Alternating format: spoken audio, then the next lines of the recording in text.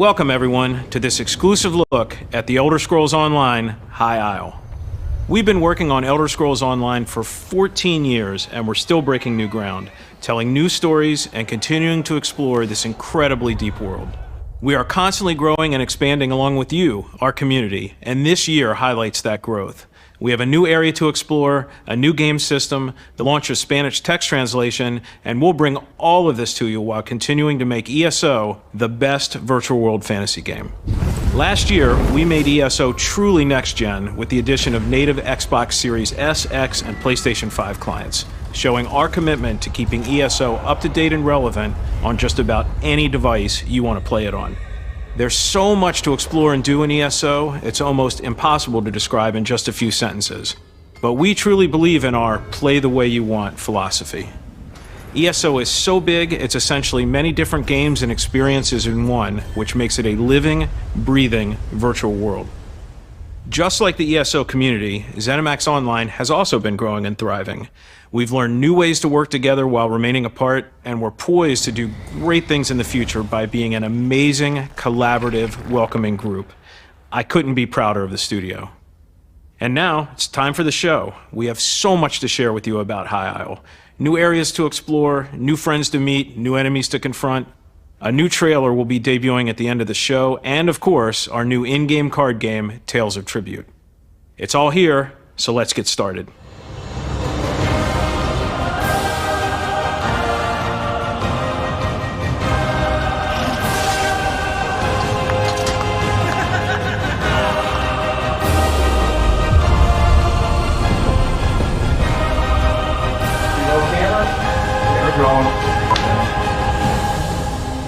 CJ, yeah. When we finally decided to go off and explore something brand new. After I emailed you for 2 years straight, asking you, please, don't send me somewhere dark again. Let me be someplace pretty. What were your thoughts? My thoughts were I was very happy that it was kind of a collective agreement. Like, we were all really excited that we had spent 2 years kind of, taking a trip down nostalgia lane, right? We had gone to Skyrim with Greymoor, we went to Oblivion with Blackwood, and then we were all kind of ready to like, oh God, let's do something pretty again, right? Like, not only someplace pretty, but all new in terms of nobody who's played an Elder Scrolls game has ever gone here before, right?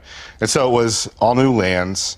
We're gonna go someplace that's gorgeous, and we're gonna get to explore the Bretons, which is really cool lore. So yeah, we were totally excited to sink our teeth in. It was great. So when we get ready to start an entirely new zone, every team has to kind of do some initial steps, right? Mm-hmm. What's the art team's steps? We had in front of us already from the writers, like an idea. They were like, we're thinking something kind of Mediterranean, Paradise Island, vacation, resort. This is where the really well-off Bretons go. This is the resort hang town. Their house, right? Like, and immediately concept artists are, looking up images of Mediterranean islands. And then the rest of it was these sort of alabaster cliff faces, sort of White Cliffs of Dover, but we knew we were close to Somerset, so we wanted to sort of play off the rock forms that we had done in Somerset. We wanted it to be clear there's going to be some geography there that's shared, but it has to look new because we make an effort for every zone to look a little bit different and have its own unique, kind of space in the art. And we started immediately looking at sunflowers and sunflower fields and doing something. We had done a lot of like overhanging dark places, cool locations, but we were very excited to go, okay, can we do open fields? Like, let's give the players a place where they can stand and see for, a good couple of miles and then have something kind of really lovely and listful, going on in there. And it's comparable to, the last 2 years size-wise. So, it's big. One of the things I love the most about High Isle is how grounded in reality it is. What was that like? It was an interesting challenge because we've done Bretons already. They're in High Rock. They have an architecture set. They have a look, and we wanted to honor that. Obviously, it needed to feel like these were more Bretons, not different Bretons. And so we got to take some of those original, certainly in the architecture, we got to take those original Breton ideas in the architecture. We got to update it. And, we wanted to do something kind of new. So we took that classic medieval, almost post-Dark Ages kind of look that the Breton stuff in High Rock has. And we folded in a little Germanic medieval into that. And it was really fun to sort of do a whole new set in that paradigm, that Breton paradigm, update it, make it fancier, and remember that the lore of the Bretons is really interesting in this, in that they'll do excess because they come from a place where they were way back in their history, they were kind of subjugated, they broke out of that, but they still have that sense of stratification in their society, right? Yeah. Upper class, lower class, it's very political. All the stuff that's going on with the Bretons is always political. And we wanted to play with that even in the architecture. Like, we wanted to honor that. And so even in the lower class stuff, that's still fancier than you might find. And it's not disheveled. It's still nice because these are people who think that they can achieve if they want to. And we had a lot of fun just playing with that dynamic, The Bretons in and of themselves are a feudal society, but the Druids play a part in this whole year. Yeah, you can't really have the Bretons without the Druids. They are both inhabiting this place, and they are very different, and they both have different opinions of each other, obviously, but you can see influences of Druidic culture throughout the whole place, and definitely in the art as well. Yeah. It was fun to know all that was coming later and just start to carve out the little pieces that we're going to tease in High Isle, and then there's a whole lot of stuff coming with them, especially concerning the volcano and these vents that are spotting the isles themselves. And it feels a little weird. You're in this beautiful place, and every once in a while you crawl over a hill and there's a little volcanic vent spewing out, noxious gas and lava. And why is that happening? It has something to do with the Druids, right? Right, yeah. Biomes unique, how? That's great. Well, let me tell you. Three biomes. We try to do 3 biomes. 2 biomes on this main island, right? The High Isle itself, the playground of the Bretons, right? So we've got Oakenwald, which is sort of the verdant forest. We've got the Sapphire Coast, which is down around the southern end. Sapphire Coast is where we got to play with the Somerset ideas because they're only across a bay from each other, right? So you'll sort of get a bit of that Somerset sense there, but we had to fold in the nautical history of the island. This is where the Great Navy was built so many years ago, right? I mean, it's behind us right now. We're surrounded by the remnants of that Navy and the treacherous nature of the seas around the island. So all that nautical stuff got folded in there. And then we put sunflowers all over the place because sunflowers are awesome. They're beautiful. And then we have Amanos, this crazy escape from New York Island you guys threw at us. And there we got to play with super verdant rainforest. It's a place where I guess they just toss people they don't like. Yeah, they really over there, do. right? There's part of it where Amanos Station is like a stockade that kind of separates the normal prisoners from the ones they just yeet out into the jungle. They're there's the bad people, and then there's the really bad people that we just don't even want to mess with. So those are the ones that just get banished to that verdant forest. There's so many things that want to kill you out there, and so many gangs. The Green Serpents gang is out there, so... It's not a place you want to be, for sure. It's very pretty, but... It was fun to make. Yeah, it's gorgeous, We had a lot of fun making it. I don't want to go there. Yeah, right. Do you have any favorite locations? Stoneware Grove is a great one. That's sort of our little Druid village, and it's kind of part of that teasing the Druid culture to come. Breakwater Cave is great. The Firepot Cave is fantastic because that's more of that volcanic connection, and it gave us a chance to go underground and do something a little more oppressive. And then I think my favorite right now is Ghost Haven because I'm an 80s kid, and every time I play that one, I get a Goonies vibe out of that, out of that adventure. I can see that, for sure. So those are some of my favorites. So Taylor, I talked a little bit about how much fun it was for us on the art side to get into the Bretons, but I mean, we should probably talk about them a little deeper, right? With their history. Who are these people, the Bretons? First and foremost, they are a feudal society like we talked about. They have their nobles, and at the top they are, stabbing each other in the back, political intrigue, alliances, arranged marriages, all that fun stuff. And then you've got middle class and lower class. They're very much the underdog society, if you will, where the person at the very bottom feels like they can always aspire to something better and advance all the way to the top. It was the coolest part about it because it's not what the elves believe. If you're born to a certain status, you stay there for the rest of your life. Right. Bretons are like, F that, we took High Rock, we can do anything. Yeah. I think something that ties into that too is like their knightly orders. There's 3 main knightly orders on High Isle, and they all have their different creeds and their different values, but they're all very prestigious and neat and have that kind of like romantic fight for glory and honor and all of that good stuff. This is a grounded story, but the Bretons are innately a magical race. Like they have this affinity for magic. Walk us through some of the trials with that. It was very interesting to try and keep a grounded story with people who are inherently magical. But it's fun to do that as well because Bretons and magic are inextricably linked and their history is linked to that as well.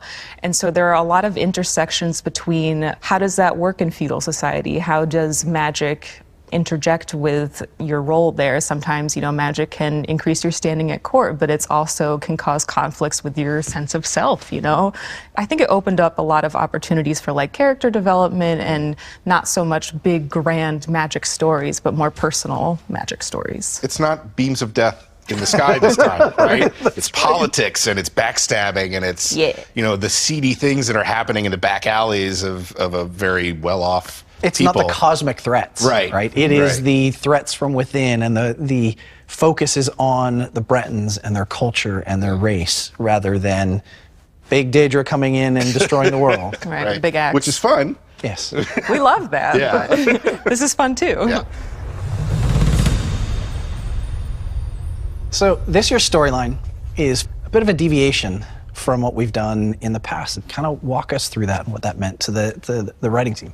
Yeah, we're doing the Legacy of the Bretons year, so we are really delving into who the Bretons are because they are a race that really hasn't been explored much in Elder Scrolls lore before. We're really getting into their history and their culture, and we are learning who they are. And our theme is kind of like a hope for peace, but tied up in all of this political intrigue and backstabbing. Right, it takes us back to our roots. Yeah. We're really, really good at telling these very interesting small stories where you learn more about the individual characters in the world. And in politics, there's always multiple sides to everything. Clearly, there is a bad guy faction and a good guy faction. Who are the major players in this story?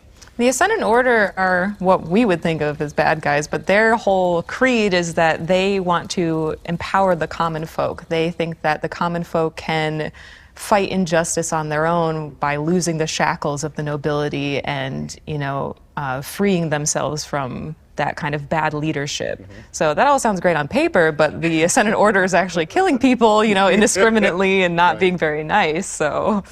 We touched on the Ascendant Order. Is there a leader? There is. There is the Ascendant Lord, and then there's the Ascendant Magus as well. So the Ascendant Magus is his second in command, but they're both very scary. They're both very mysterious, too. You don't really know a whole lot about them. No one does. But part of the fun of the story is that you are going through it and trying to figure it out and trying to discover things about them. And you pick up certain pieces from the world and try to put it all together like a mystery. Yeah. So the Bretons, as we've said up to this point, are kind of this medieval feudal society. That must mean there's a bunch of different houses, different bit players, I guess, in the storyline. Can you walk us through some of those? There are two, there's a bunch of noble houses, but there's two main ones that the story really focuses on. One is House Dufort, and they are the Dukes of High Isle, so they are the ones in charge. And they are run by Duchess Alea, and she runs everything from Castle Navir, and she is someone who is very fancy and wealthy. But it's going to be up to players to decide, is she really serious about fighting the Ascendant Order threat? And then the other house that's really important is House Mornard, and they are technically rivals of House Dufort. There's some bad blood between the two of them, and you'll find out why there's history between them. But House Mornard used to be in charge, and they're pretty salty about that.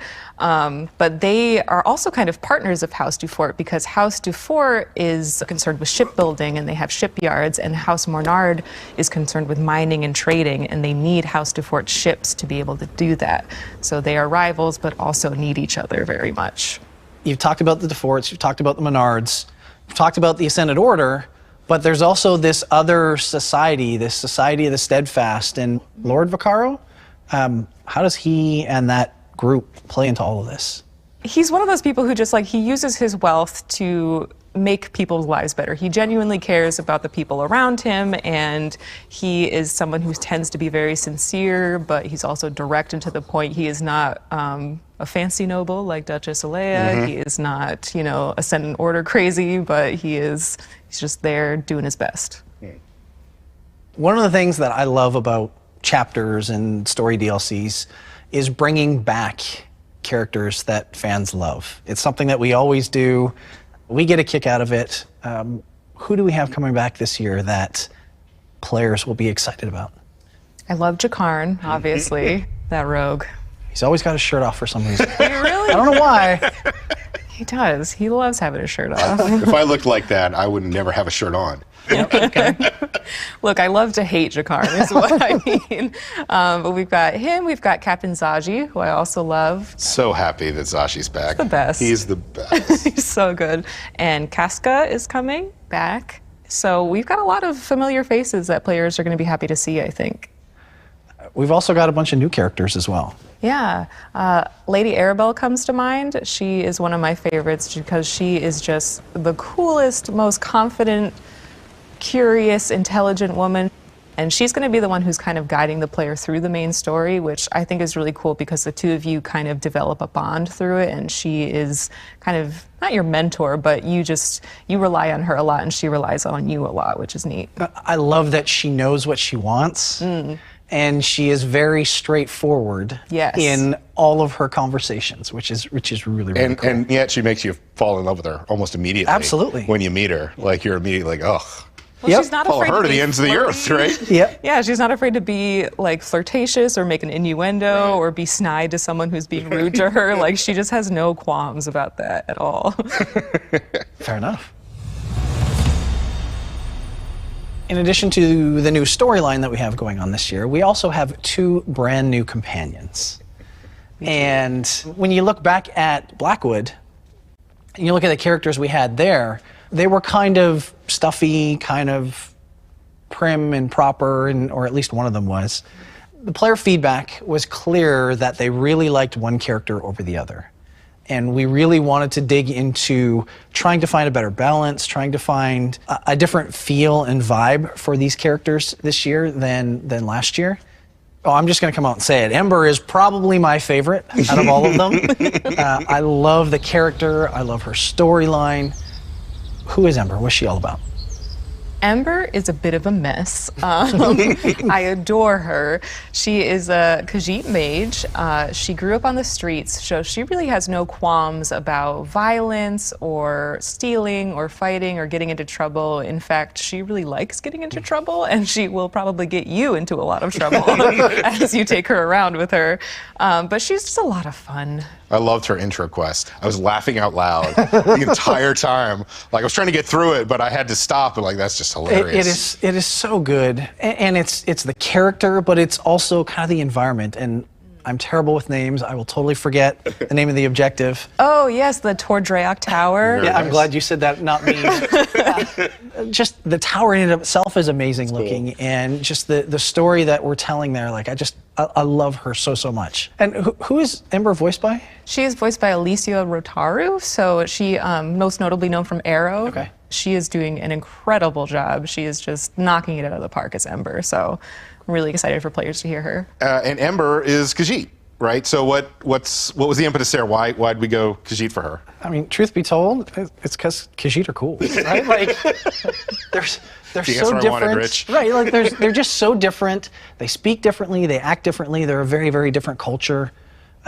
It just kind of made sense. Yeah. We wanted to do something very, very different with her, and I think we knocked it out of the park with it. Yeah. And then we have a second character who is kind of the exact opposite of Ember. Yes. Named Isabel. I liked Isabel a lot. Yeah. She's really great. Yeah. Isabel is definitely opposite from Ember. She is not a trash fire. Trash fire. Oh my gosh. She has her life together a little bit more. But she's from a minor noble house in High Isle, but she's not your typical noble. She's not snobby. She's not stuck up. She's very down to earth, tends to be driven and eager, and she's a little bit dorky, actually. So like most of us. Yeah, exactly. right. There you go. Well, we find kinship with her. We think that she's really kind of the best of the knightly orders have to offer on High Isle because she is someone who is driven to a higher purpose, but she has both feet firmly planted on the ground. When you meet her, like it's the chivalry and the knights in shining armor. I love that one a lot. And I think our players in our community are going to be pretty stoked at who voices Isabel. Yeah, she is being voiced by the incredible Laura Bailey, so it's going to be really, really fun to hear. Yeah, we had a lot of fun working with Critical Role over the course of last year with the one-shots, and yeah, we're so excited to be able to bring her along and voice a character in game. I feel like the systems team and the writing team and the design team really collaborated this time because this is like our second iteration of it, and we tried to integrate Ember and Isabel into the player experience a little bit more. There were lessons learned the first time around, right? Absolutely. We listened to player feedback, and so there are things like when you go into combat, we have more lines now and more variations on lines, so hopefully you won't be hearing the same repeated lines. We also tried to get their backstory into some more lines, Right, so when you are standing around, they're not going to push you to move forward. They're going to be like waxing poetic about taffy or telling you a weird story about their past. So keep your ears open, and they'll have a lot of interesting stuff to say. The companion storylines this time around are pretty personal. It's hard to talk about them without giving them all away, but even Ember, who's really chaotic, has, this part of her that is very guilty and has been heavy for a long time, and part of your adventures with her is like helping her lay that guilt down and meeting the interesting people along the way, and Isabel is about friendship and growing up and maturing, so they've got some really wonderful beats in there, I think, that are really fun. You definitely want to hang out with them more after you meet them. I agree. Yeah. Which is Totally agree. Yeah. Totally agree. Yeah. Like what you're hearing so far? We wanted to remind everyone that the High Isle chapter is available to pre-purchase now and includes a free mount that you can start using in-game immediately. Visit ElderScrollsOnline.com or your favorite retailer today.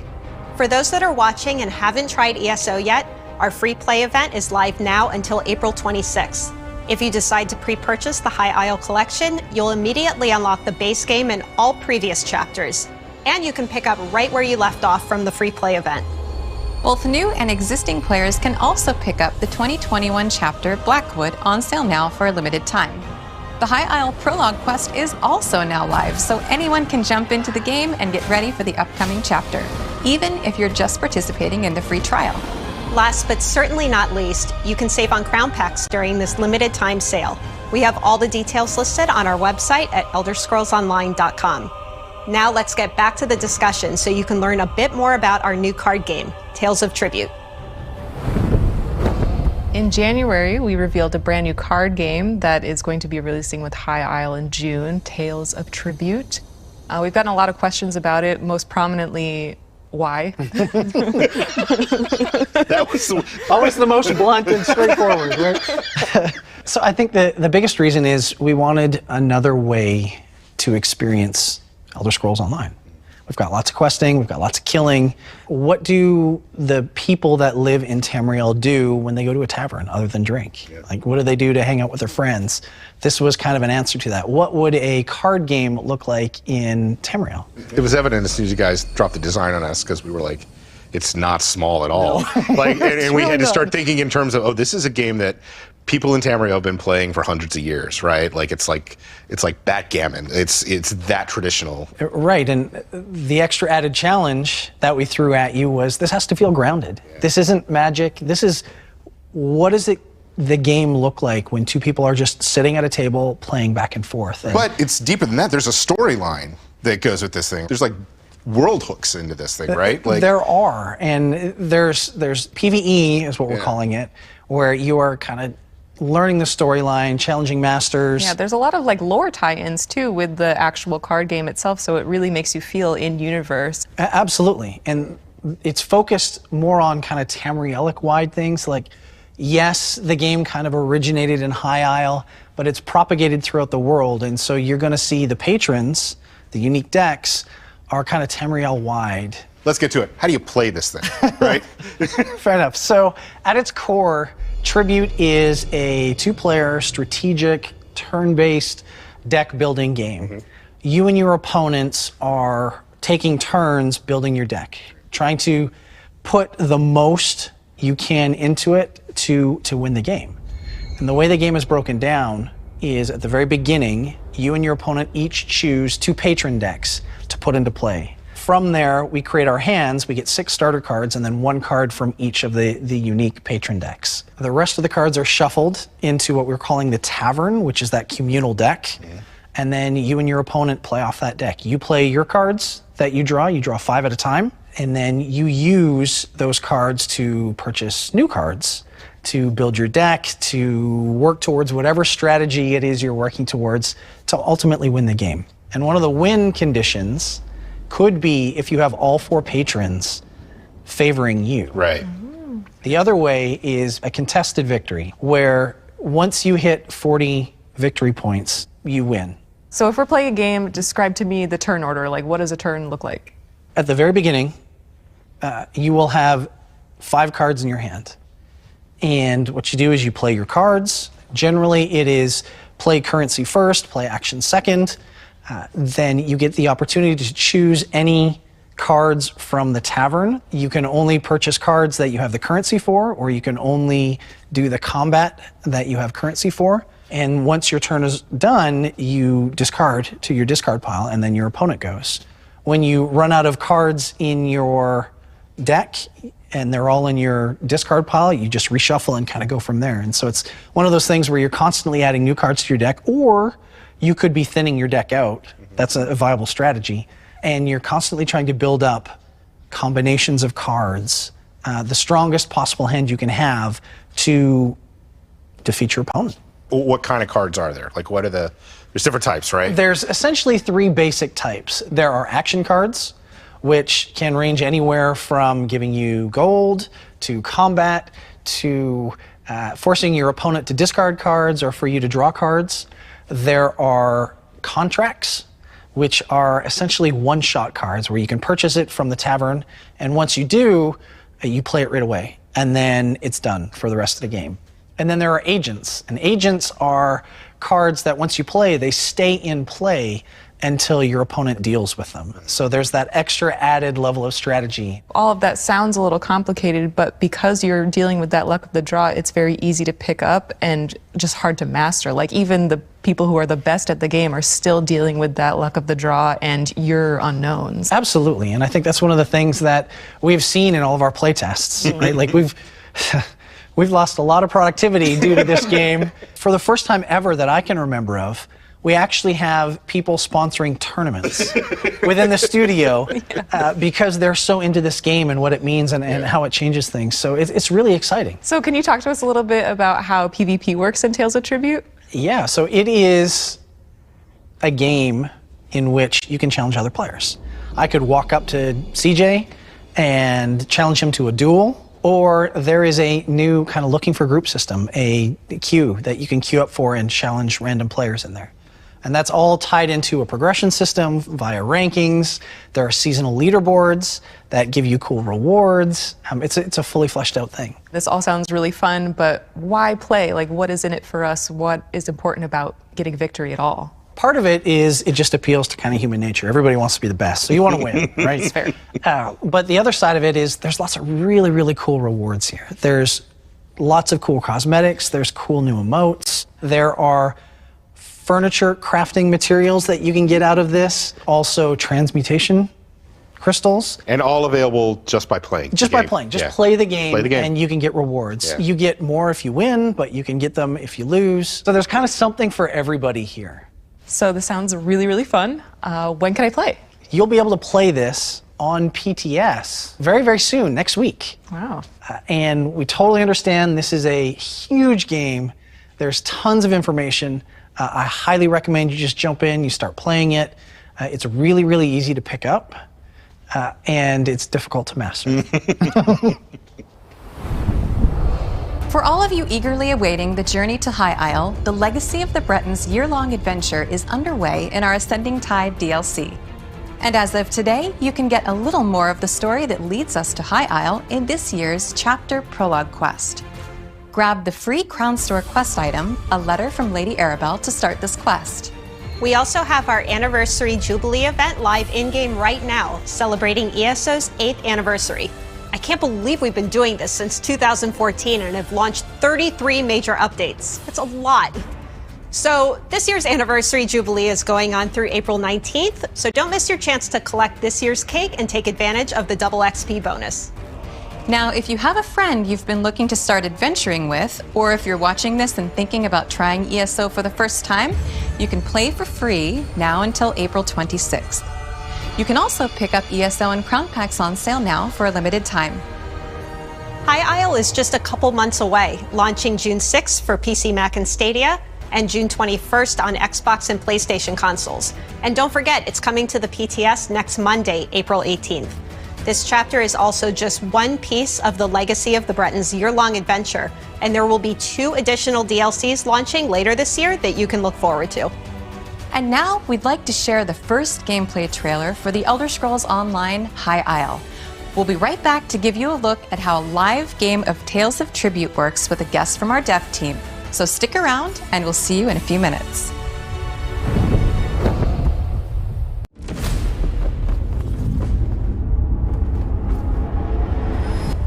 Inequity rips at the very fabric of society.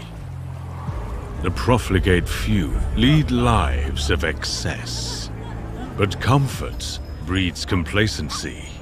These highborn have no idea what lies beneath.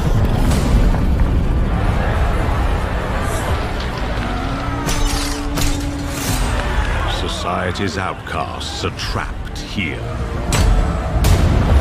In the end, we are all trapped.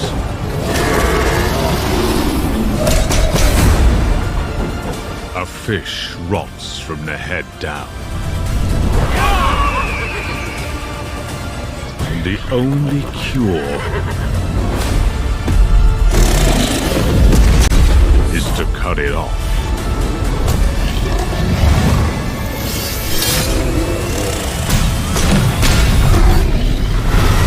We are the sword.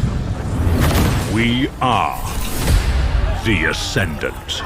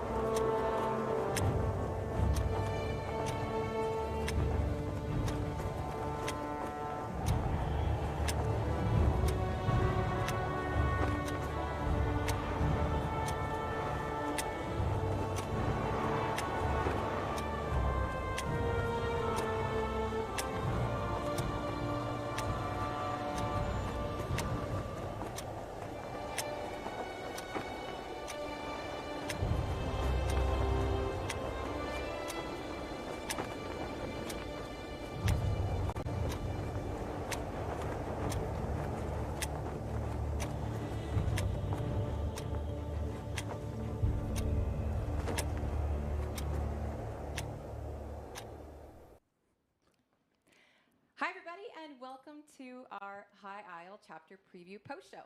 We're very excited to show you a live game of Tales of Tribute for the first time ever. This is the new deck building card game that is coming with the High Isle chapter. Before we get started, though, we do want to remind everybody that we are raising funds for the Gaming for Ukraine campaign hosted by Team Xbox in support of IFAW, the World Central Kitchen, International Rescue Committee, and UNICEF. So if you'd like to donate towards any of these causes, be sure and use !donate or !charity in chat for a link. And a huge thank you to everybody who has donated so far. Yes, thank you. So today we're joined by two members of the ESO dev team, Rob and Renio. Welcome. Thank you. And they're going to be walking us through a hands-on Tales of Tribute game today. We are going to be playing on an internal server, so please keep in mind that some of what you see might be work in progress, or is work in progress, and so you might see a missing icon here or there. It'll look like a little red question mark. Those will all go into the game soon. So don't forget, we are offering Twitch drops today. We have a purple torchbug pet and an Ouroboros crown crate just for watching for about 15 minutes. And we are doing an additional crate for everybody if you tune in for at least 45 minutes. So we hope that you'll stick around and hang out during our post show today. Don't forget, once you get your drops, you have 24 hours to claim it through the Twitch UI. So all you have to do is visit twitch.tv/drops and you can claim from right there. So with all of that said, let's get started with our Tales of Tribute game. So Rob, Renio, thank you for joining us today. We are at the Bethesda Twitch studio live from their beautiful set. Rob, did you want to just give a quick once-over for anybody who isn't familiar with who you are, what you do over at Sauce? I've done a couple ESO lives, but this is my first time here, so it's nice. It is nice. So yeah, I'm the lead gameplay designer for ESO. What that means is I oversee teams that aren't working necessarily on the content, but on all the features and systems. So this would be things like combat, crafting, housing, antiquities, and of course, Tales of Tribute. And Renio, first time on a live stream with us, so everybody please welcome Renio. You are on the systems team, so what is it that you do for ESO? Yeah, I'm a senior systems designer, and primarily my responsibilities have been all pretty Tribute focused. So I'm the product lead for Tribute. I've been shepherding it throughout its development, from some of the early prototyping till like we've taken it over, put it in engine, and yeah, got it hooked up to a lot of fun stuff, kind of determining what we should put in and what we should leave out. So today has to be really exciting for you then. It's exciting. I'm like nervous. A little bit. I'm more looking forward to seeing what players are going to do when they get their hands on the game. Because you know, you offer players the opportunity to do stuff, and they're going to come up with things that you never think about. Of course, always. And I love that. Yeah. So trying to provide them with the plethora of tools to express themselves. That's what it's about for me. So Awesome. yeah. So we are keeping an eye on chat just in case anybody has questions as we're kind of going along. We'll do our best to just keep an eye on things, but we are going to let Rob and Aurelio kind of walk through kind of your typical match for a Tales of Tribute game. So we know Rich went over a little bit of this during the video that you just watched, but Rob, just very high level, basic explanation, what is Tales of Tribute? So yeah, Tales of Tribute is it's a fully integrated deck building strategic card game that resides within ESO. It is not a separate game. It's a game that you play within the game. We have been wanting for some time to explore this idea of a tavern game, something that the inhabitants of Tamriel would do as a recreational activity. What do they do when, you know, their lives aren't threatened by Daedric princes or whatever, right? I mean, they're pretty busy normally, so it's probably nice to have some downtime. But then for the players, it's providing yet another activity similar to what we've done with antiquities or fishing or something like that, where it gives you an alternative activity when you want to take a break from questing or running through dungeons or trials or PvP. So this is probably the biggest one of these we've done, like that fits into that category of an alternative activity in the game. But it's pretty fun, and you know, hopefully we're excited to show this here. But it's when people think about card game or they hear card game, it often conjures very specific images in their head. This is not a game where you are buying booster packs or carefully crafting a deck prior to entering a game against the competitor. It is a 1v1 game, by the way. It's a game where you do collect decks and upgrade cards, but at the start of each game, all of the cards that are selected to be played in that game are shuffled into a common pool that both players are drawing from. So there's no mechanical advantage in this game for having more cards or decks than the other player. The only real advantage you might have is you might be more familiar with how to effectively use those cards. And we'll talk a little bit more about how you go about collecting those decks and cards. But I really think at a certain point, I could sit here and keep talking about like what it is, but I think at a certain point, it's probably more helpful to just actually see it in action. Yes, for sure. Definitely. So we are, we'll hop into the game here in a moment. So, one of the things that we've seen some people asking is you can play anywhere, but there probably are some restrictions, right? Like we don't want people playing a game and then get jumped in the middle of PvP or something. Yeah, it actually is pretty flexible about where we let you play. I mean, you can do it anywhere in the world, just about. Some of the exceptions would be you can't do this during a PvP activity. And dungeons. Or, you're in the middle of the dungeon, probably not good form to like, hey, hold on, everyone, I'm going to play this card game.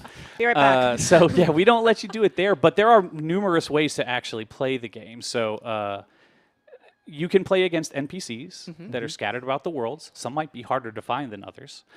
You can play against other players, either casually or competitively. You can go to your friends list. You can go to your guild list. There's a matchmaking system. There's a ranking system for competitive play. We'll talk a little bit more about that later.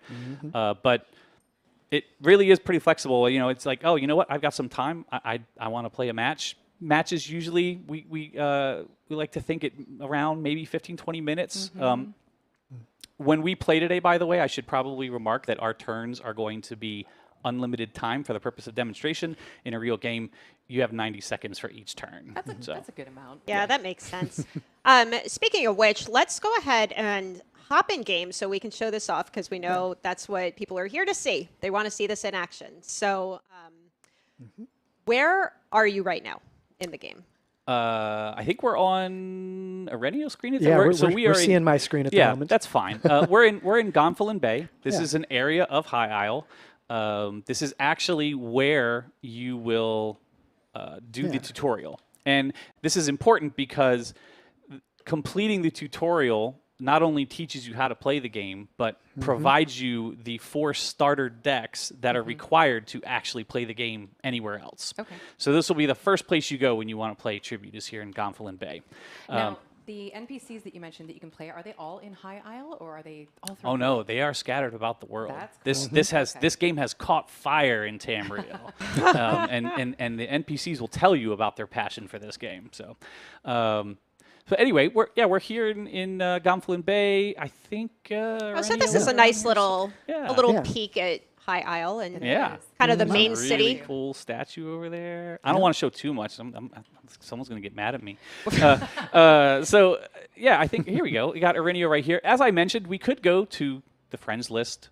We could. You could use matchmaking or whatever, but you can also, just like as if you were going to engage in a duel with another player, you can just walk up to them and select it. The icon's missing right now. That'll be there soon. But this is duel, and then this is how you would challenge another player to a game of Tribute. Yeah, so I'm going to go ahead and accept that, and in we go. Yeah, and there is a little glimpse at the board. We'll get to that in a moment. But first, we're going to draft decks. So this is how every game begins, and then you'll understand why you need 4 decks to play. So at the beginning of each game, as I mentioned before, each player picks 2 decks to participate in this game. Those decks must be unique. So the order of drafting, we call it a snake draft. What is that? Snake draft simply means it's like an ABBA format. So one player picks a deck. The other player, it's randomly selected who gets to go first. One player gets to pick a deck. The other player gets to pick 2 decks, and then the first player gets to pick a final deck. No, that seems fair. So in this particular game, I only have the 4 starter decks, and Ireneo actually has unlocked an extra deck, so you can see what that looks like. And that was through questing or... Yes, Okay. there are numerous ways to do this, yes. So I should probably talk about what a deck is, though. Please do, yes. There's really... these patrons. Yes, and that's the thing. A deck is really 2 components. It's a suite of cards and then a patron. And all of these things share a theme, both in terms of the lore, as well as sort of a mechanical play style of how you would want to engage in this game. So...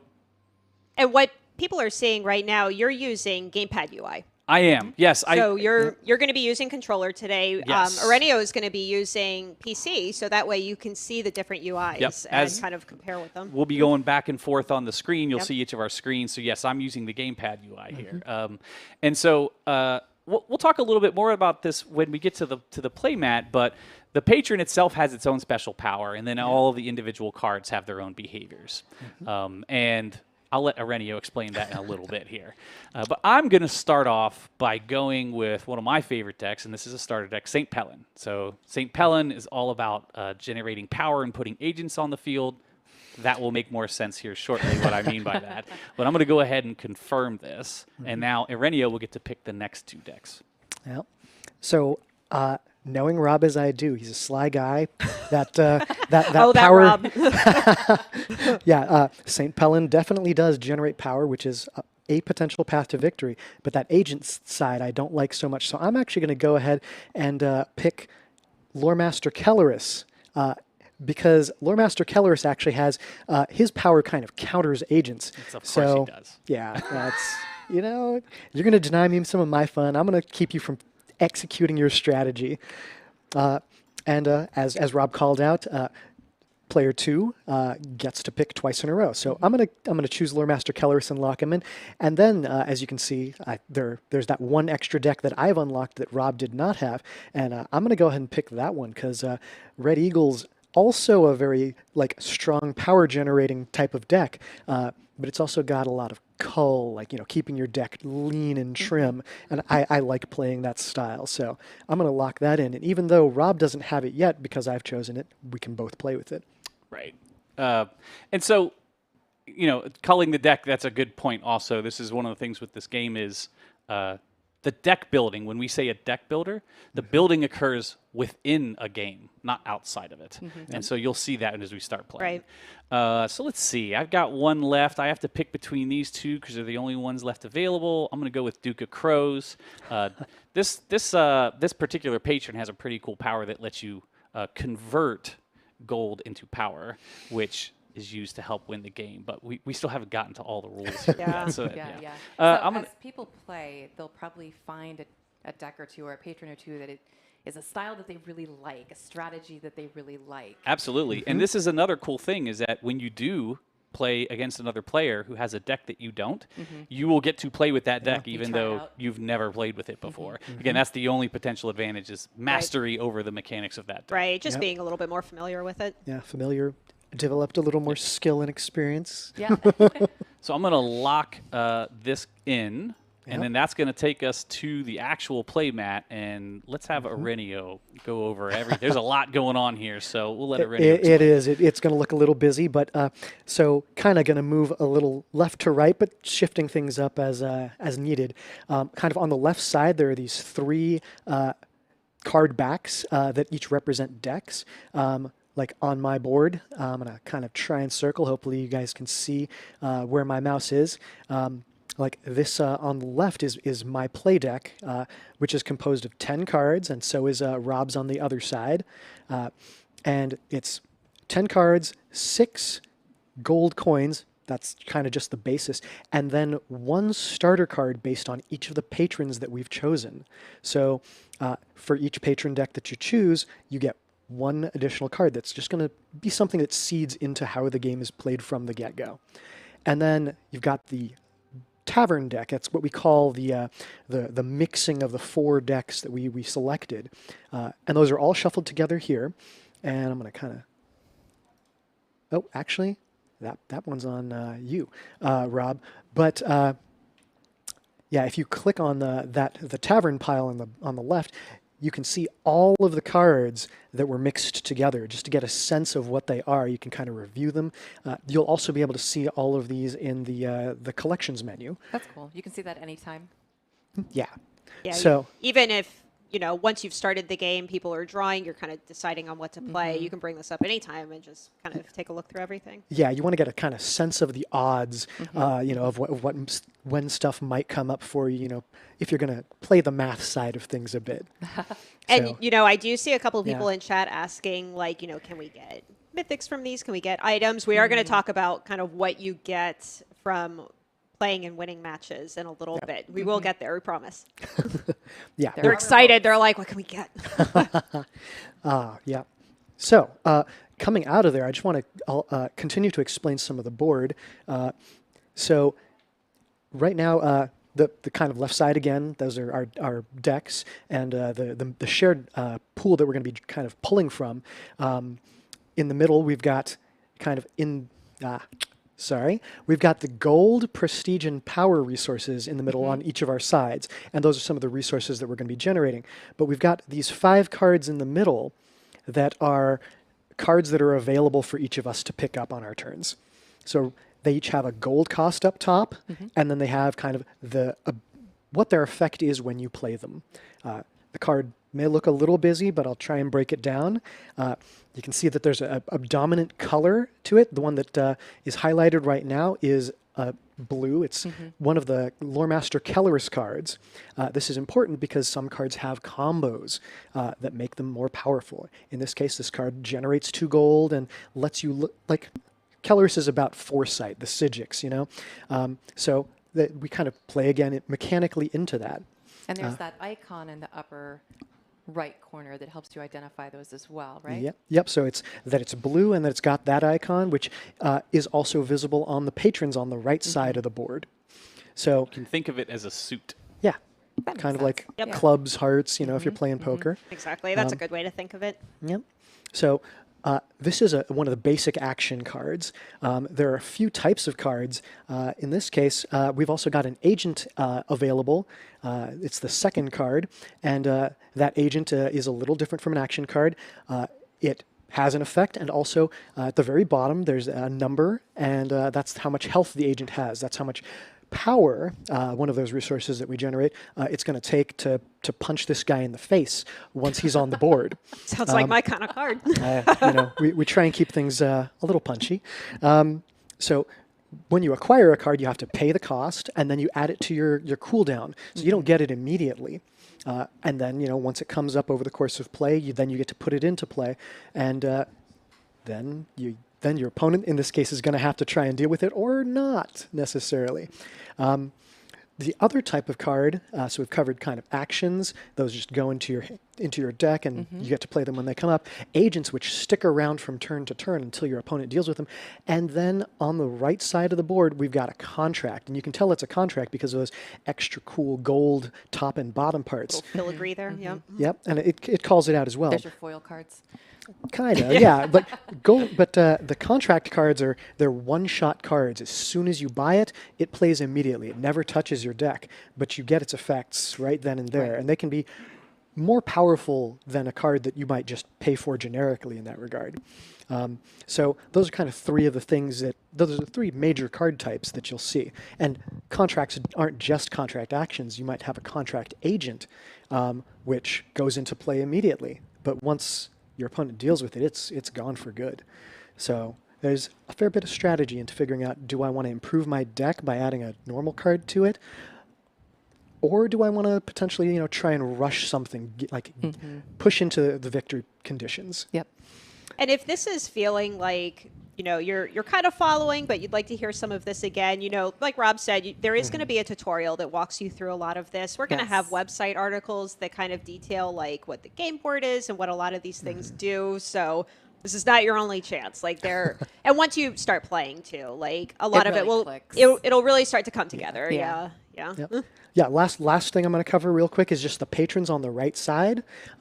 We alluded to the victory conditions, and the 2 victory conditions are really, one, get to 40 prestige and hope your opponent doesn't catch up, because they get the blue. Yeah, it's the center blue one that you really care about there. And if your opponent can't catch up on their turn, you win. So that's a bit of a contested victory because your opponent gets a chance. It's like putting your opponent in check, but they have the opportunity to get out of it, or put you in check in response. And then patrons. Patrons, they each have a something they're looking for, and then the effect. But they also have another component to them, which when you go to them and you choose to activate one, and you can only activate one per turn, they turn to favor you. So if you can accrue the favor of all of the patrons at any moment in time, you just win the game right then and there. Nice. You've gotten them to pay attention to you, to care about you. You're clearly important. That's it. You win. Cool. So not only is there a strategy to how you play, the patrons that you choose, but also how you want to win, your win condition preference. Yeah. The goal is get the patrons to favor you or get to 40 first. Yeah. So there's some playing back and forth there that Rob and I will undoubtedly do. We're going to apply pressure where it's most advantageous. So Great. With that, let's dive in. You going to start? Sure. Let's play a bit. Who's going first?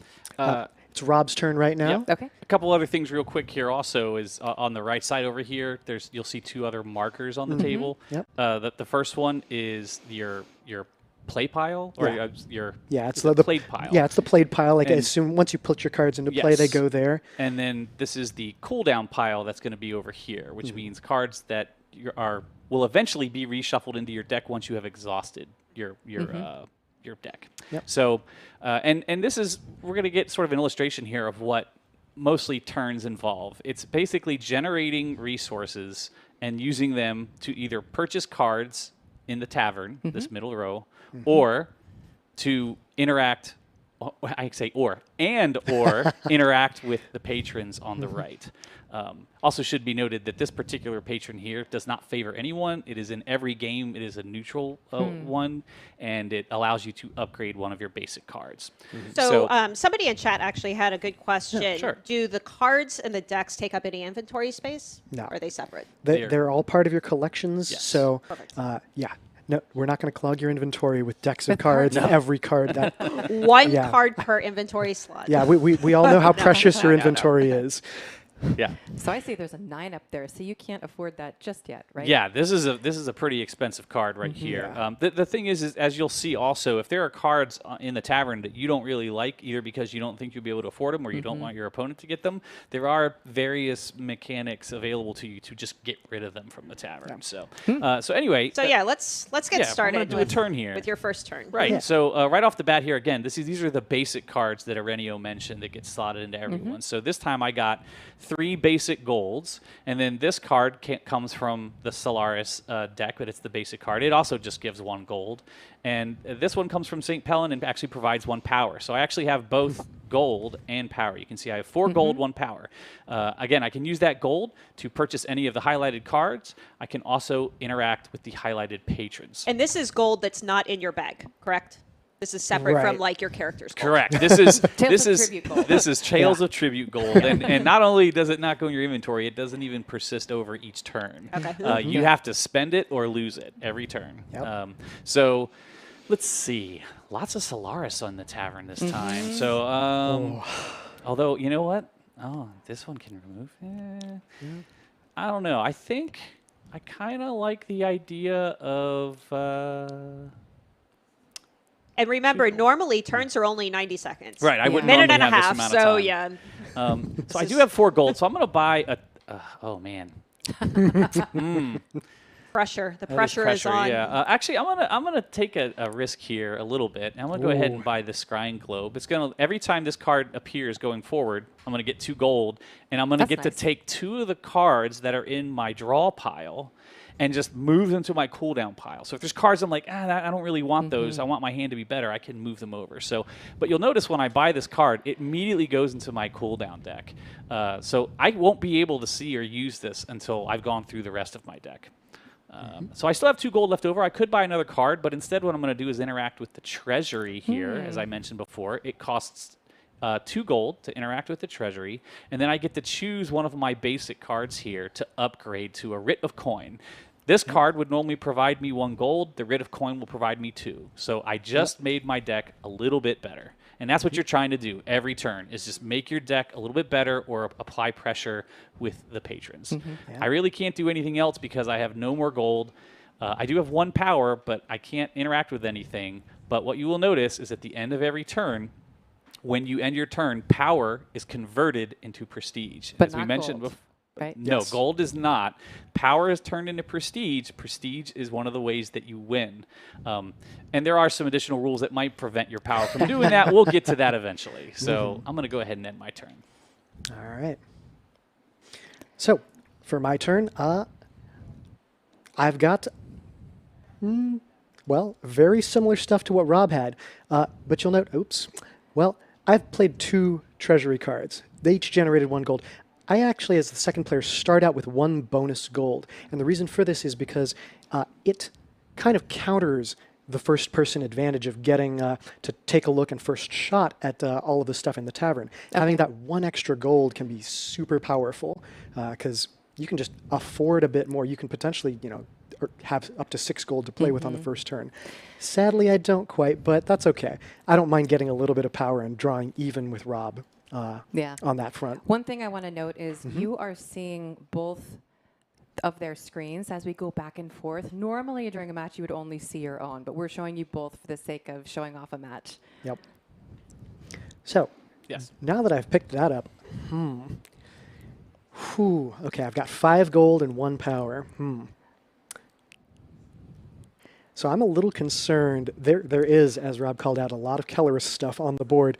I'm actually going to purchase this one that I like a bit. It provides with options. It doesn't provide gold by default, but I'm going to pick that one up just to kind of keep Rob from running away with like a Kellerus combo deck.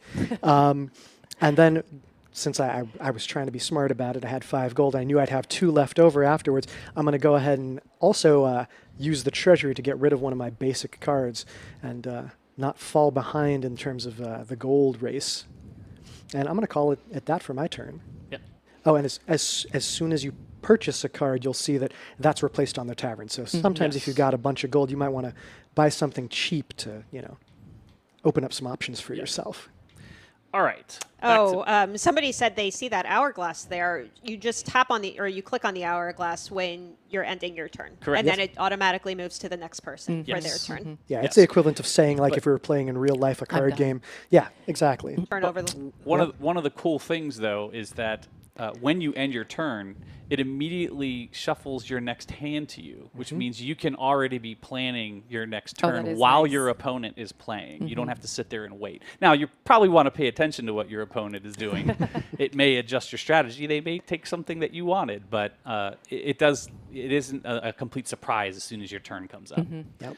So 3 more gold. And while you're kind of deciding on what to do with your turn, Rob, somebody was asking if the 90 seconds is for PvE and PvP games, and I believe it is for either one, right? Yes. Although...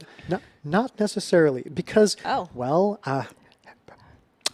just be mean, but NPCs aren't going to complain if you take too long. Right. So another player is. So, yeah, you've got more time to play, basically, That's true. Right. against NPCs. My mistake, for sure. So, yeah, I'm also thinking, because we've had discussions about, even within PvP, casual versus competitive, like, we've had discussions over time about, like, what timers should look like. So, okay, so... We all learned something. Yeah. 4 gold and 1 power this turn to play with. After I used all my cards. You'll notice now my draw pile is empty, which means at the end of this turn, all my cards are going to get shuffled in. And I get a new... all the cards I've just added in will now be playable.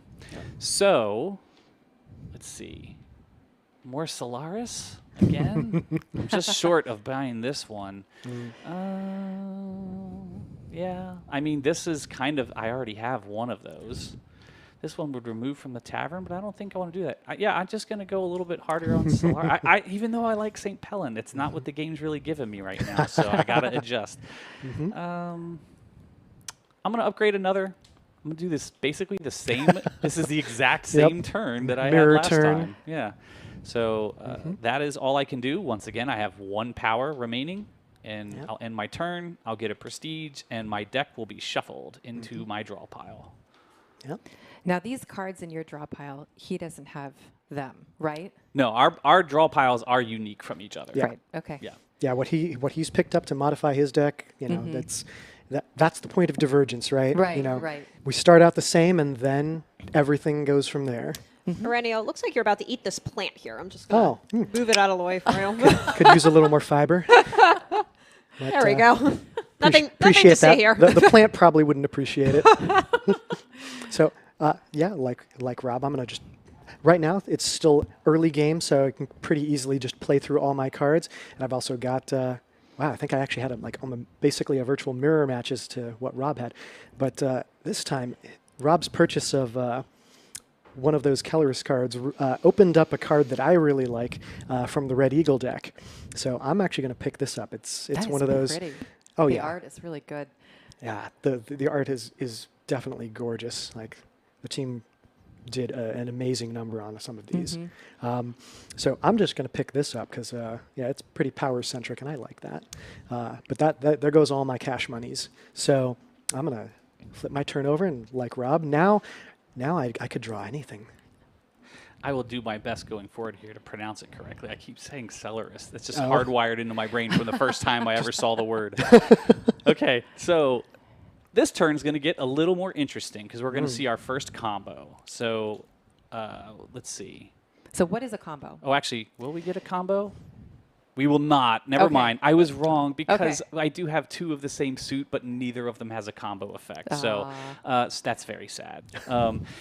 So let's see. There's my Writ of Coin. So that's the card I upgraded earlier. So I have extra gold, another gold, power, and then I'm not only, here's my special effect here. I'm going to get 2 gold, and then I'm going to get to decide, I'm going to get to take 2 of the cards from my draw pile and just move them to my cooldown pile, which means I get to skip those cards. So if you have cards that are on the weaker side of things or not really what you want at that time, you can be like, yeah, I just want to move those all away, at least for this round. They'll still get reshuffled back into my deck eventually. So I'm going to select both of these, actually, because neither of these is particularly special. So you'll see they moved over, and that's the power of this, of Kellerus. I said it right. It's a lot of modifying. It's basically trying to get to the cards you want quicker. Yeah. Both in the tavern and in your deck. So now I have 6 gold and 1 power. So my purchase options have opened up here for sure. And while you're trying to decide on which card to purchase, Rob, I just kind of want to go back to kind of the basics of Tales of Tamriel, Tales of Tribute. There's a little plug for one of our podcasters. So again, the goal here is to get that blue number in the middle. You want to get to 40, or you want all of the patrons, which is on the, well, I guess the way you all are seeing it, the right side of the table, pointing towards you. So they're all in your favor. Yeah. They're all neutral right now, pointing toward the board. Yep. And this is a deck building game, and each turn is a minute and a half. Typically, but we turned that timer off. Yeah, we turned it off for this just so we have a little bit of time to explain. So turns are also going to go like faster and faster as the game progresses. Yes. Yes. Yep. Yeah. Yes. All right. So lots of things to pick here. I like both of these cards. they're both Duke of Crows cards, but they do different things. The interesting thing here, though, is if I grab this one, I could still buy another. I could interact with the treasury again. Yeah, we'll do that. Oh, wait, that was a contract card. I was not paying attention. I missed it. All right, it's okay. It's okay. Because I'm going to get another 2 gold, and I'm going to get to shuffle even more things out of my hand here, my draw pile. I kind of like that Writ of Coin, though, so I'm going to leave that one and just get... Oops, I missed it. I pressed the wrong button. It's okay. It's not the end of the world, actually, on that one. Yeah. But let's see. I've still got 4 gold. what to Move do? cards.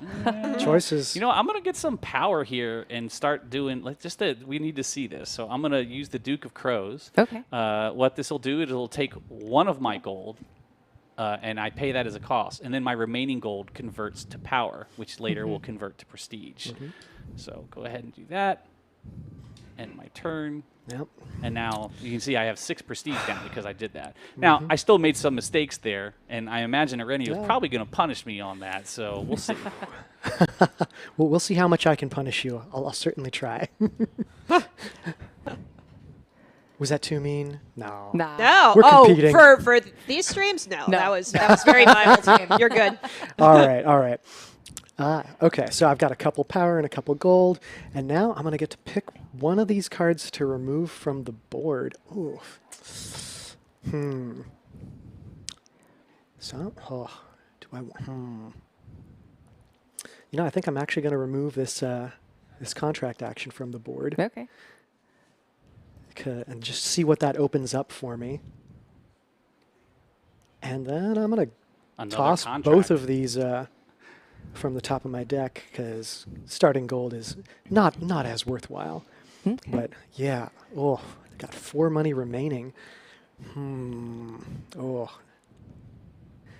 know, I think I need to pick up that Keller's card. Oh no! Well, I'm not a fan of that, but oh well, I'll make do. That opened up even more Duke of Crows cards, which I know Rob likes.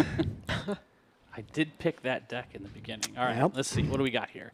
Gold, power, gold, 2 gold, and a power. So 4 gold, 2 power. I can pick up one of these Duke of Crows cards, and that's some good gold and power generating if you can combo it.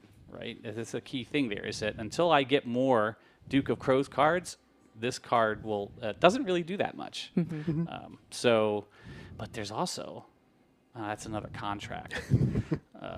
I don't want to buy another contract. We also have this over here, by the way. If you wanted to, I could just pay 2 power right now, and it would let me draw another card. And if I go over here, I can look at what's currently left in my draw pile. So it's this is not in order, though. You don't know which of these cards you would get. So that's risky. I don't think I'm going to do that. I think I'm just going to go ahead and take this. That is going to leave me with only 1 gold, unfortunately, but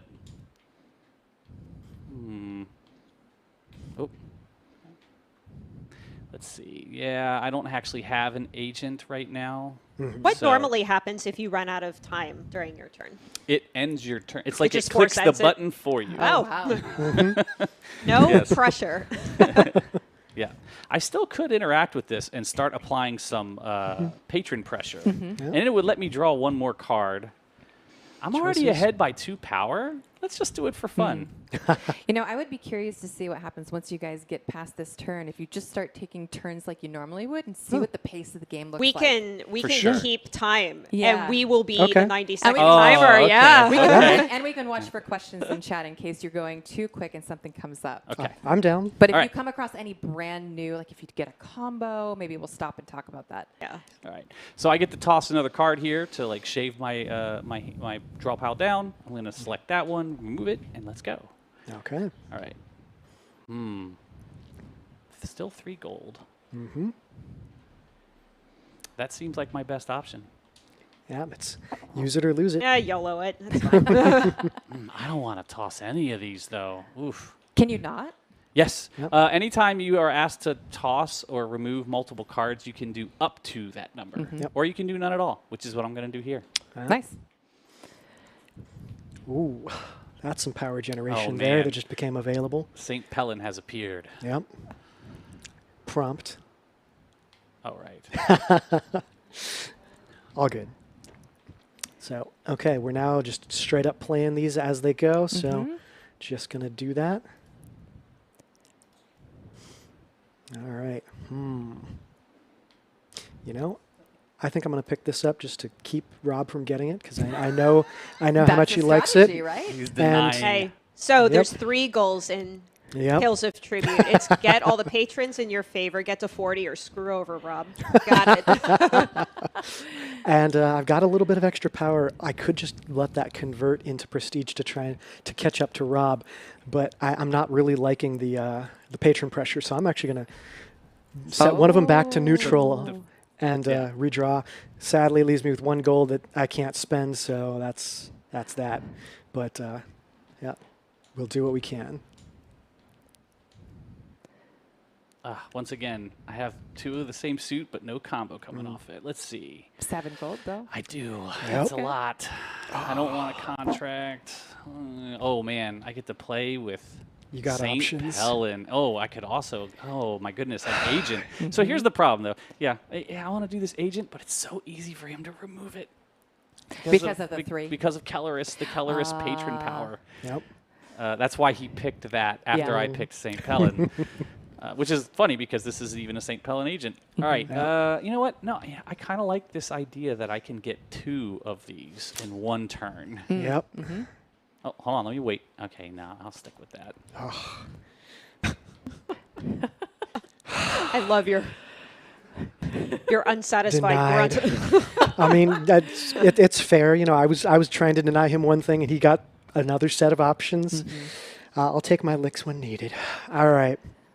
I'm just gonna again keep the ball rolling,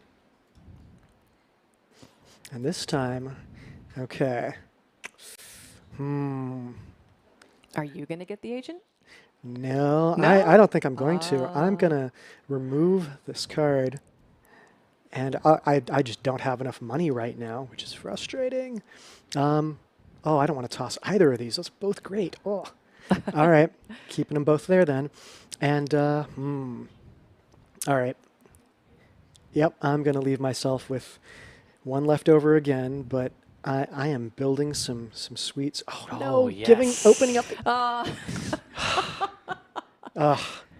Every time you pick up a card from that tavern, you risk what your opponent may be getting. Yep. Yes. Yeah. Exactly. All right. Yep. I get to do this again. Oh, no, I'm not. No. You know what? I'm going to take a risk on this one Yeah. and pull the Rid of Coin out of there. Oh. That's for a future turn. That's not for this turn. But Fair. okay, I get to do this again. And this time, Nope. Nope. Not going to do it. And 1 power. 2 more power, but I don't think I got the combo on this one. Nah. So, but I can get closer to a combo with this one. You Okay. have 3 of those cards now? I now have 3 St. Helens cards. So, Yeah, you got 4 actually, because you start off with 1 from right, every right. deck. 3 from So the tavern, 1 that start everyone's. with, You always yeah. start, like Ernia Right. says, with 1 basic card from each patron. Yep. So there's a strategy to trying to collect the same suit, number, or color of cards. Yep. Does it matter if it's the patron that you chose, or is it good practice just to try to collect 1 color? I mean, it depends on what's appearing. Yeah. There's definitely, as soon as combos start coming into play, being able to get more of the same color is great. But if you just go too hard into 1 suit, like it might not be providing you what you need specifically to win. Yeah, it's also a lot easier to counter if someone only has really one thing going for them. That Right. makes sense. So, And again, we expect a typical game to take about 15 or 20 minutes. We Yeah. just Yeah. turned off the timers here while we were explaining at the beginning. So they're intended to be, a little bit faster, just very casual matches that you can play kind of Yep. during downtime if you're kind of, waiting for your group to get together or something. Yep. No Nope. more. Sadly, Oh, I gotta man. leave 2 gold this time, but that's okay. Oh, there's 2 9-cost cards up there now. Yep. Yep. So while Aurelio goes and does his turn, Rob, can you talk a little bit about some of the things that players get from winning matches? Sure. I mean, let's see. There's a lot of stuff. I know one of the things players will be particularly excited about is transmute crystals. I was just going to say that. Yep. There's definitely transmute crystals, especially if you're playing in the competitive ranks. So, yeah. But there's a bunch of cosmetic stuff you can earn as well. There's, furnishings. We're actually adding a new house guest. I'm not going to talk about who that is yet. That's a surprise. And there's a pet that you can earn, as well as, obviously, earning decks and cards as well. You also get like sellable items and that type of thing. And I should point out when it comes to decks and cards, you're earning fragments of decks, at which point when you complete the fragment set, you have the whole playable deck. But on top of that, there are cards that upgrade cards within that deck. Oh, cool. And those you can earn, there's some special clues that you can find while engaging in other activities in ESO, and those clues will give you hints on how to find special tribute stashes scattered about the world. Oh, cool. But you don't have to have the upgrade cards to play. You just have to have a completed deck. And while all this talking has been going on, I had a pretty excellent turn, and Oh. now I'm going to pull really far ahead of Rob. Oh, man. Oh, nice. Yeah, 14 now. Okay. All right. Let's see. For the furnishings, can we expect some of them to be Tales of Tribute themed? Yeah. Yes. Yes. Yeah. I don't know That's how a- much we should be spoiling right No, now. no, just that's enough. Yeah, that's a reasonable expectation. We definitely thought that this would be something we totally imagine players will set up their own like personal tournaments inside their houses and that sort of thing when they're doing this. So yeah, So you can play this in your house. absolutely. Your in-game house. Yeah. I mean, Yeah. obviously you're in your regular house too, but I mean, you could take your laptop and go play in the park too. You know, that's hey, fine. you do you. Okay. And so, Aurelio, people will only Yeah. be able to duel others that own the card game, right? Right. Yeah. Yeah. And Yeah. so what happens if, let's say, I own High Isle, but you don't, and I duel you? Do I even have the option to duel you, or is it just like an auto decline type thing? Sadly not. Yeah. Like they both players have to have high isle. Right. The That's, icon just you won't know, even show up. Yeah. That's it. Yeah. Yep. Okay. That's kind of typical of all of our chapter features. I just for culled a card completely. I saw from you my deck. destroyed a card. Yes. That was Yes. new. Yeah. So what is that? Also, even though he doesn't have an agent, check this out. Yeah. I now have. Oh, and God. See, I'm spoiling this because normally I would be hoping Aurelio Hoping that wouldn't I be paying wouldn't attention notice. here. But I just I Yep. now have 3 of the patrons favoring to me, Yep. so now I have applied that pressure on him. Uh-oh. So I have to He has to respond activate. now. Like I have to do something with a patron, otherwise Rob could just sneak a victory like that. and that will probably cost him resources. Oh, you better believe it. Sadly, I had a very close to starting gold turn there, but let's see. I really would like to be able to purchase this one, but I can't do that. And oh no, wait, can I? I could, but you'll just get rid of her. Oh, Blair. Oh, actually, never mind. I thought that was an agent. My mistake. Contract. Yep, contract. You know, I'm actually going to do that, and I'm going to have 1 gold left over. I'm going to be smart about this. I'm going to get rid of 2 of my starting gold for good, and then, oh look, I've got just enough to swing the Duke of Crows back to neutral and avoid the potential loss right there. Okay. Let's go. Gold. 3 power.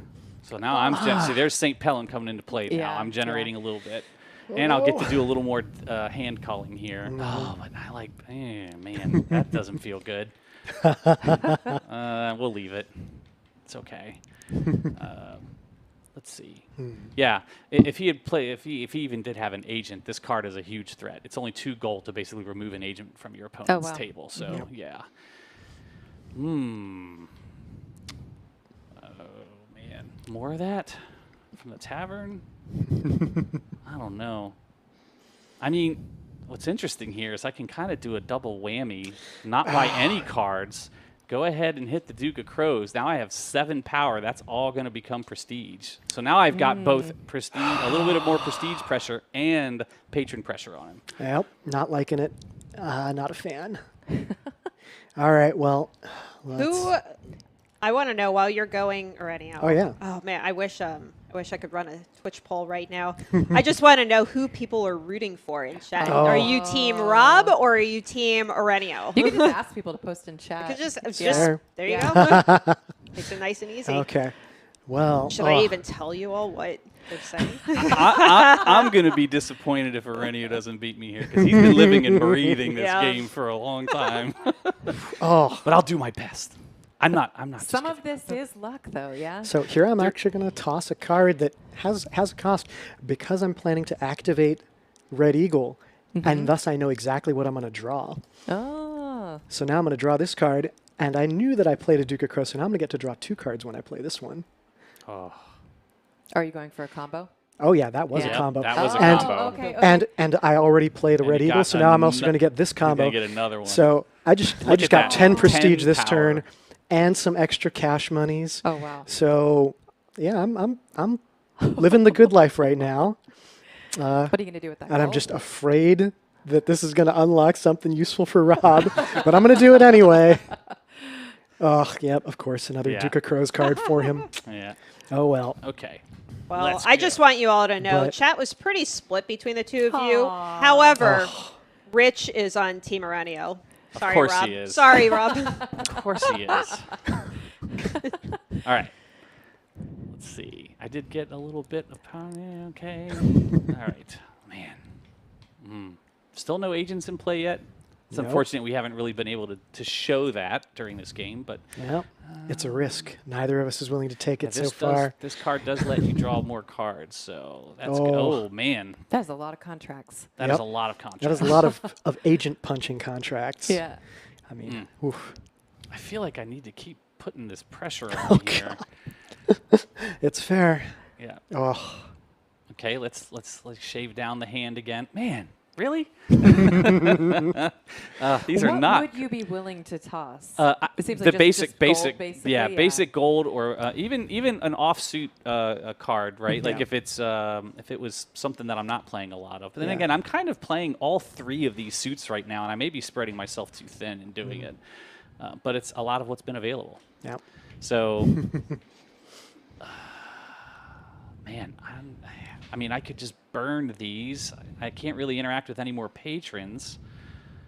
But then I'm risking giving Arenio something fun to play with. Actually, no. Let's go ahead and do this. I just get 2 power out of it. So Yep. yeah, that's worth it. And that's my turn. Oh, all right. Well, I'm catching on that prestige, but still, I- he has considerably more prestige generating capability than I do right now. I think. Well, it depends on how Pelin plays out. yeah. Okay. Oh, You two man. are very good at like countering Oh, each man. other. That's also, I think, one of the reasons why this match is going a little longer. Yep. I'm gonna actually get rid of both of those right now, and see what this opens up. Because I've got some money and okay. Yep. I'm gonna be picking up. Oh no, but I can't. He's got 3 favoring him. This is it's risk. Oh no, I can. It's dangerous. Almost caught myself. Okay, but I'll still have a gold left over after this, so I can turn that back. But oh man, that could have been. Oof, that could have been dangerous. So dangerous. I am not getting any combos this turn, unfortunately. While Rob is I'm glad working to hear on that. Yeah, right. While Rob's working on his turn, I did just want to remind everybody that during today's stream, we are raising funds for the Gaming for Ukraine campaign hosted by Team Xbox. So if you would like to donate towards any of the charities that we're raising money for today, you can use !charity or !donate in chat. That'll bring up a link in chat, so that way you can click and be directed over. There's the Oh, big old turn. no. Okay, and I'm going to get rid of this because I know you want that armory card, Rob. Generating 5 power a turn would be crazy, and I can't afford it. So, Oh no. and that doesn't generate power. So I'm going to try and push towards the end right now because He is That's almost that's there. risky. You're so close. so.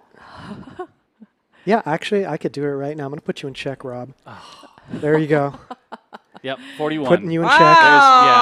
There's no way Wow. that I'm going to be generating that amount of prestige with this particular So it's hand in not one turn. It's not an automatic win once he gets 40. Like, you still have a go- chance? It triggers the end of Yeah. the game, Yeah. and so it's Yeah, he gets incumbent one upon shot. me to either match or exceed Yeah. his Yeah. total, and it goes back and forth until either A, Yeah. someone can't match or exceed, or if someone hits 80, that's it. Yep. Okay. Like, you hit 80, you're done. Yeah.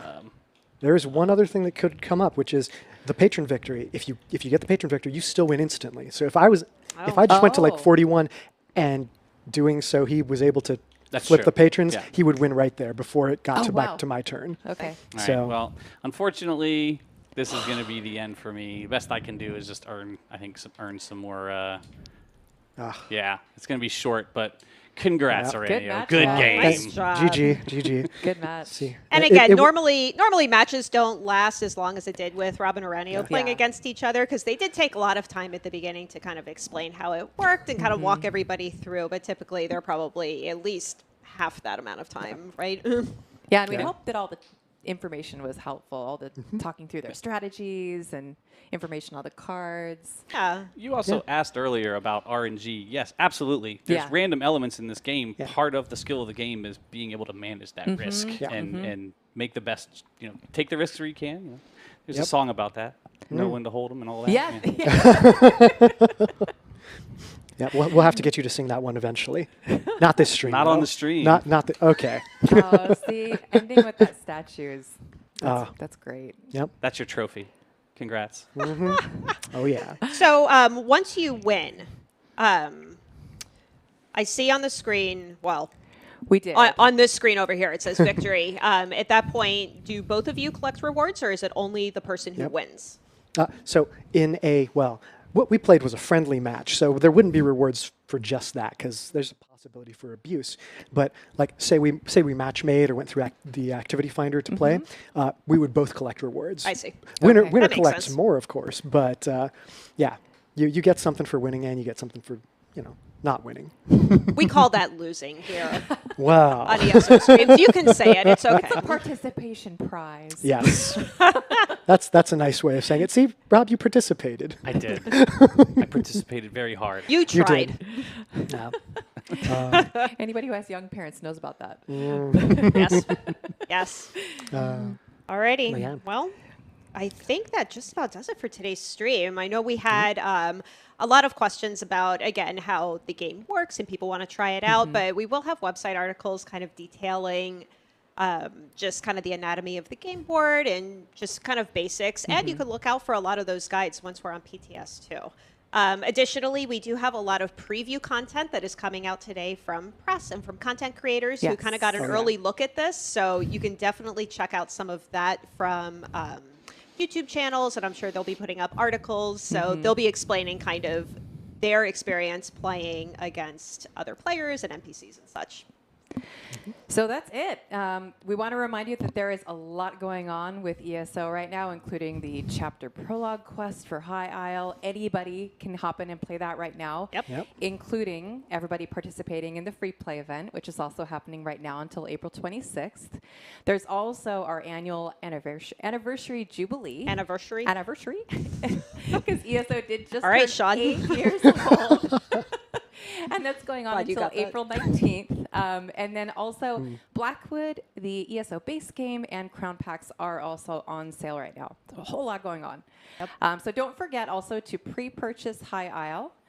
That is launching in June and will come with Tales of Tribute that you saw today. Yep, and we mentioned this earlier in the previous video, but PTS is starting on Monday, so in just a few days. So you'll be able to try High Isle and Tales of Tribute, the new trial. We saw a lot of people asking in chat about how they're excited about the trial, so you'll be Awesome. able to jump in there and try Dreadsail Reef. Update 34 is also along with that. So if you follow us on Twitter at Test Online, we posted essentially like a roadmap image with all the things coming in Update 34. So definitely check that out if you missed it. But yeah, that'll be on Monday with a PC and a character copy. Yep. So it's pretty exciting. I know we've been working towards PTS for a little while, so Yes. it'll be great to get people in the game, trying things out. Oh, You yeah. can stream if you want. There's no like NDA or anything if you're on PTS. And we also have a number of international teams kind of across the globe hosting various recap streams. So we have them for France, Germany, Italian, Spain, you name it. Like the whole list is on our website, including the schedule. So those are starting on Tuesday, running through Thursday. So if you missed anything today and you are elsewhere in the world, you can definitely check those out. And drops will be on for those as well. Yep. And I think that's it for Yeah, today. that So is. thank you so much, everybody, for tuning in. Thank you, everybody who donated towards our charities for the Gaming for Ukraine campaign. Yes, thank you. Thank you to Rob Thank you and both. Aurelio for joining us. Right If I back could at you. Yeah, if I could say also thank you to Yeah. the team. Absolutely. That's Oh, been yes. working their butts off Yes. trying to get this thing together. And Yeah, everyone. They have done a phenomenal job. Like, I am so proud of each and every one of them. And not just the development team, but also just a lot of supporting teams, a publishing team. IT has been working a lot getting the stream together. Hi, IT friends. Marketing, sales, PR, all of them. Like this Yes. has been definitely a team effort. Yeah. Putting this event together and getting everything on the PTS and getting ready for chapter launch in Yeah. June. It takes a city to build a game. Definitely Yes, does. it does. Yep. Yes, and please try out Tales of Tribute on PTS next week. And I was going to say have a great weekend, but it's only Thursday. But regardless, you can have a great weekend and also a great Friday. And thank you for joining us today. Thank you all. All right. Take care, everyone. Thanks.